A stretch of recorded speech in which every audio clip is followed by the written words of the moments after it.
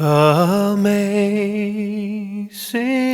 grace, how sweet the sound that saved a wretch like me.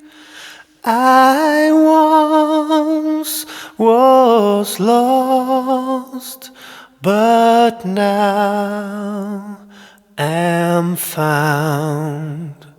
Was blind, but now I see. Olá, irmãos, olá, irmãs, olá, queridos ouvintes da Palavra de Deus. Mais uma vez continuamos o nosso projeto nas séries, um capítulo por dia, mas agora no Novo Testamento. Estamos então em Mateus capítulo 4, do versículo 1 em diante. Passamos a leitura. Então foi conduzido Jesus pelo Espírito ao deserto, para ser tentado pelo diabo. E tendo jejuado 40 dias e 40 noites, depois teve fome. E chegando-se a ele o tentador, disse: Se tu és o Filho de Deus, manda que estas pedras se tornem em pães. Ele, porém, respondeu, disse: Está escrito, nem só de pão vive o homem, mas de toda a palavra que sai da boca de Deus. Então o diabo transportou a cidade santa e colocou-o sobre o pináculo do templo. E disse-lhe: Se tu és o Filho de Deus, lança-te daqui abaixo, porque está escrito: aos seus anjos dará ordens a teu respeito, e tomar-te-ão nas mãos, para que nunca tropece em alguma pedra. Disse-lhe Jesus: Também está escrito: Não tentarás o Senhor teu Deus. Novamente o transportou o diabo a um monte muito alto, e mostrou-lhe todos os reinos do mundo e a glória deles. E disse-lhe: Tudo isto te darei, se prostrado me adorares. Então disse-lhe Jesus: Vai-te, Satanás, porque estás escrito: Ao Senhor teu Deus adorarás, e só a ele servirás. Então o diabo deixou, e eis que chegaram os anjos e o serviram. Jesus, porém, ouvindo que João estava preso, voltou para a Galiléia, e deixando Nazaré, foi habitar em Cafarnaum, cidade marítima, nos confins de Zebulon e Naftali, para que se cumprisse o que foi dito pelo profeta Isaías, que diz: A terra de Zebulon e a terra de Naftali, junto ao caminho do mar, além do Jordão, a Galiléia das nações. O povo que estava sentado em trevas viu uma grande luz, e aos que estavam assentados na região e sombra da morte, a luz raiou. Desde então começou Jesus a pregar e a dizer: Arrependei-vos, porque é chegado o reino dos céus. E Jesus, andando junto ao mar da Galiléia, viu dois irmãos, Simão, chamado Pedro, e André, os quais lançavam as redes ao mar, porque eram pescadores. E disse-lhes: Vinde após mim, e eu vos farei pescadores de homens. Então eles, deixando logo as redes, seguiram-no. E adiantando-se dali, viu outros dois irmãos, Tiago, filho de Zebedeu, e João, seu irmão, num barco com Zebedeu, seu pai, consertando as redes, e chamou-os. E eles, deixando imediatamente o barco e seu pai, seguiram-lhe. E percorria Jesus toda a Galiléia, ensinando nas suas sinagogas e pregando o evangelho do reino e curando todas as enfermidades e moléstias entre o povo. E a sua fama correu por toda a Síria, e traziam-lhe todos os que que padeciam, acometidos de várias enfermidades e tormentos, os endemoniados, os lunáticos e os paralíticos, e eles os curava. E seguiu-o uma grande multidão da Galiléia, de Decápolis, de Jerusalém, da Judéia e da além do Jordão. Irmãos, irmãs, ouvintes da Palavra de Deus, nesta leitura eu queria só fazer um pequeno comentário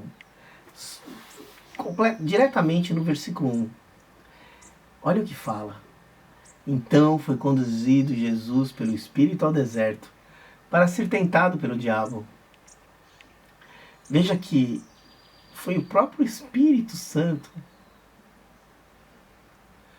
que levou o Senhor ao deserto para que ele fosse tentado pelo diabo. A Bíblia nos diz claramente isso. Então nós podemos entender que se o Filho de Deus, que o próprio Deus, quando veio entre nós, se colocou à prova, é natural que nós também sejamos provados. Que nós, na nossa vida, tenhamos momentos difíceis e que nós tenhamos que agir de uma forma condizente com o Filho de Deus. Se nós seguimos ao Senhor, seguimos a Cristo, é o que nós temos que fazer. Diferentemente de Cristo, que nunca falhou, irmãos, nós sabemos que nós falhamos. Nós erramos, nós pecamos.